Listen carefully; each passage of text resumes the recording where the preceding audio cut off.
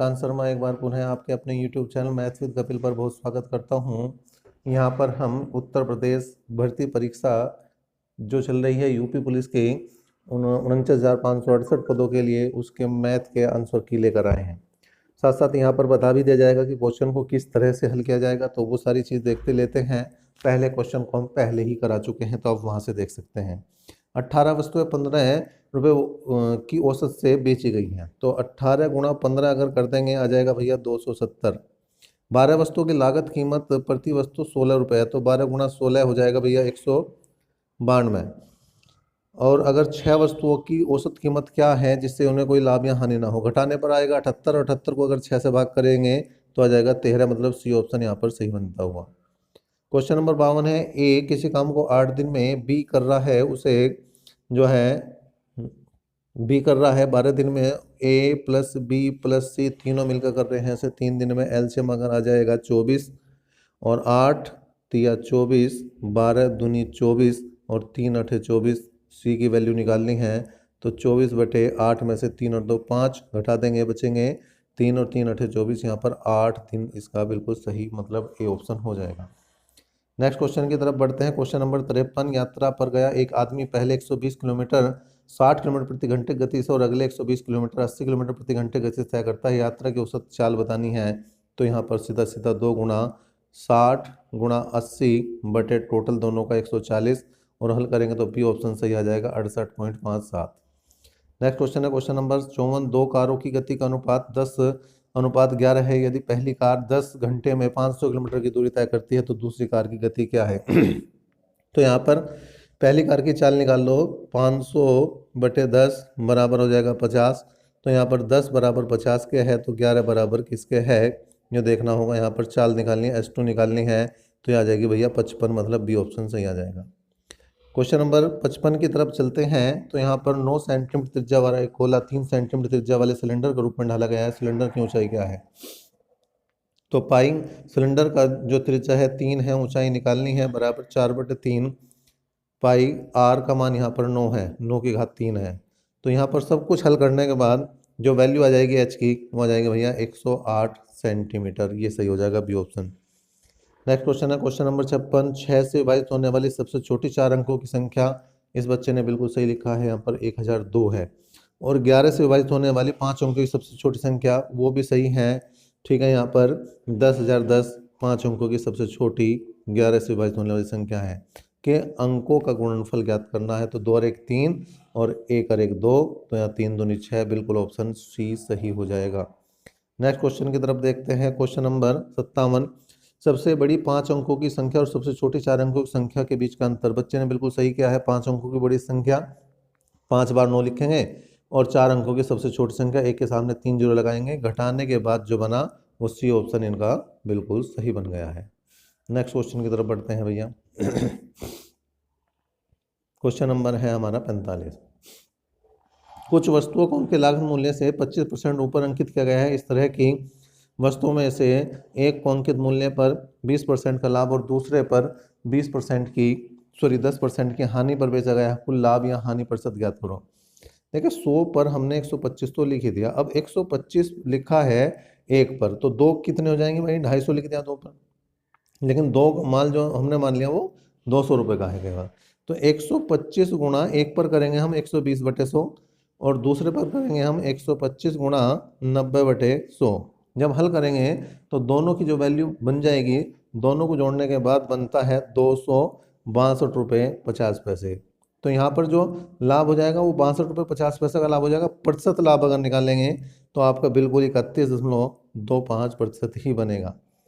Next question है question number 46, 30 और 10% के दो अनुक्रमिक छूट देने के बाद एक वस्तु 945 रुपये में बेची गई है, तो लागत मूल्य है।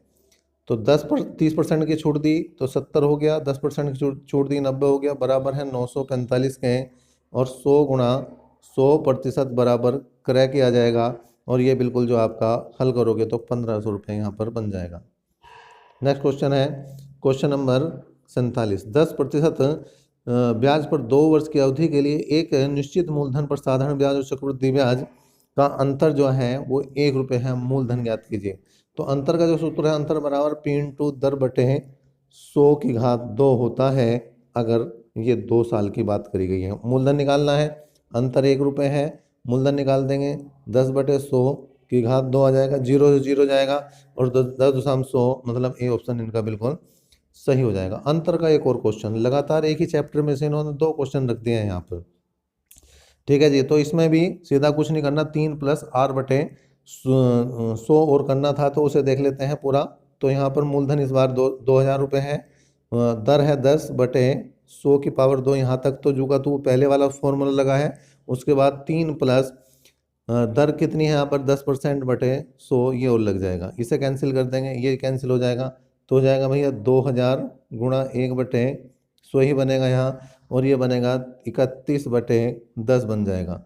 तो 2 जीरो और 1 3, 3 जीरो कैंसिल हो जाएगी, और अगर हम 31 दूनी देखा जाए तो 62, मतलब बी ऑप्शन बिल्कुल सही है इस बच्चे का। नेक्स्ट क्वेश्चन की तरफ देखें तो 3 साझेदार XYZ का लाभ साझा लाभ जो है साझा क्या है, यदि कुल लाभ 3000 रुपये का हो तो X का हिस्सा Z से 400 रुपये कम और Y का Z से 200 रुपये कम है, तो X अनुपात Y अनुपात Z का मान देखना। तो Z का Z है, तो जो X का हो जाएगा वो 400 कम Z - 400, और जो Y का हो जाएगा 200 कम Z - 200 हो जाएगा, और प्लस बराबर ये हो जाएगा टोटल 3000 के। तो Z की वैल्यू जो यहाँ निकलेगी वो निकलेगी 1200, इसकी 200 कम Y की जो 1000 आ जाएगी, और X की जो आ जाएगी वो और भी 400 रुपये कम है 1200 से, तो ये 800 आ जाएगी। जब सबको हल करोगे बिल्कुल 4:5:6 ही इसका आंसर बनेगा। नेक्स्ट क्वेश्चन है क्वेश्चन नंबर 50। एक परिवार में माता और पिता और 3 बच्चे, यदि माता पिता की औसत आयु 36 है तो 36 दूनी 72 हो जाएगा। 3 बच्चे हैं, उनकी औसत आयु 10 है तो 30 हो जाएगी, बटे टोटल हो गया 5, टोटल बना 102.5, और ये बिल्कुल सही आंसर लगा दिया इस बच्चे ने, यहाँ पर 20.4 बिल्कुल सही आंसर है। नेक्स्ट क्वेश्चन की तरफ बढ़ते हैं भैया। नेक्स्ट क्वेश्चन है आपका क्वेश्चन नंबर 39। किसी कक्षा के बच्चों के बीच मुफ्त नोटबुक समान रूप से बांटी गई है, प्रत्येक बच्चे को मिली नोटबुक की संख्या बच्चों की संख्या का 1/8 है। यदि बच्चों की संख्या आधी होती तो प्रत्येक को 16 नोटबुकें मिलती, कुल कितनी नोटबुक हैं? यहाँ पर बिल्कुल सही आंसर है इनका, ये भी 512। ठीक है जी, नेक्स्ट क्वेश्चन की तरफ बढ़ते हैं। क्वेश्चन नंबर आपका 41। क्या है, एक्स के पास बैंक खाते में 100.82 का शेष और 74.35 जमा करने और 50.17 निकालने के बाद उसे अपने बैंक बैलेंस के साथ 5 रुपये के कितने चॉकलेट खरीदे जा सकते हैं? सुबह भी बिल्कुल सेम क्वेश्चन था, केवल यहाँ पे थोड़ी सी बात बदली है कि लास्ट में 5 रुपये के कितने चॉकलेट खरीदे जा सकते हैं, ये बात बदली गई है, बहुत ज़्यादा अंतर नहीं आया है यहाँ पर। लेकिन जब हम सभी को कैलकुलेट करेंगे 100.82 प्लस 74.35 में से माइनस कर देंगे 50.17 तो बनेगा 125, 125 को 5 से भाग करेंगे तो बिल्कुल 25, ये बच्चे का आंसर सही होता हुआ यहाँ पर। वह छोटे छोटे संख्या कौन से है जो 12, 20 और 24 द्वारा विभाजित किए जाने पर प्रत्येक दशा में 8 से बचते हैं? तो 12, 20 और 24 का लेंगे भैया एलसीएम 120 आ जाएगा, और 8 जोड़ देंगे, बिल्कुल यहाँ पर सही आंसर है ये भी इनका। Question number 43।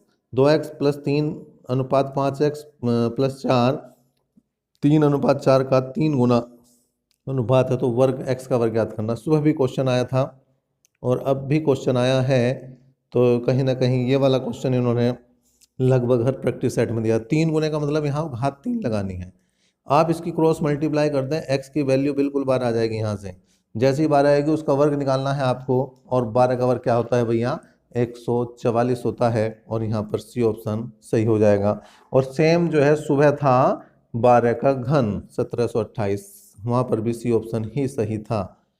क्वेश्चन नंबर 44 की अगर बात करें, एक परीक्षा में एक छात्र ने 85% अंक प्राप्त किए हैं 4 विषयों में से, उसके अंक क्रमशः 79, 81, 88 और 94 है। 5वें विषय में कितने अंक अर्जित किए हैं? तो देखिए भाई इन्हें जोड़ देंगे, 79 प्लस 81 प्लस 88 प्लस 94 प्लस 5वें विषय के अंक बराबर 5 गुणा कितना है 85। टोटल हल करने के बाद यहाँ पर जो बनेगा वो x की वैल्यू बन जाएगी 83, ये ऑप्शन यहाँ पर भी सही है।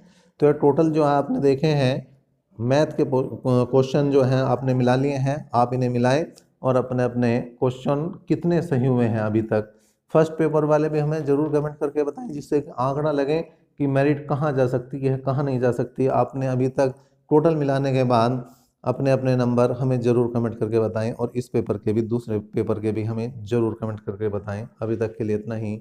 नेक्स्ट वीडियो तक के लिए धन्यवाद।